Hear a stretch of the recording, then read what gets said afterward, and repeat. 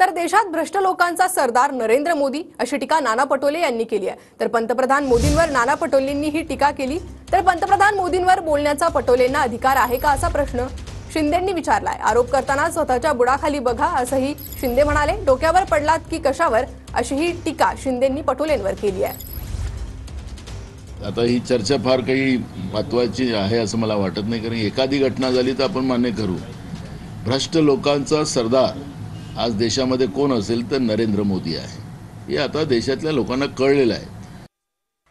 कोण नाना पटोले का काहीतरी म्हणाले भ्रष्टाचारचे काय सरदार, भ्रष्टाचाराचे सरदार। अरे तुम्हाला बोलायचा अधिकार आहे का? हा, डोक्यावर पडलाय कशावर पडलाय? तुमच्या बुडाखाली काय जळते ते पहिले बघा। सगळे शेणात पण पैसे खाल्ले तुम्ही, कोळसा सगळे खाल्ले ना।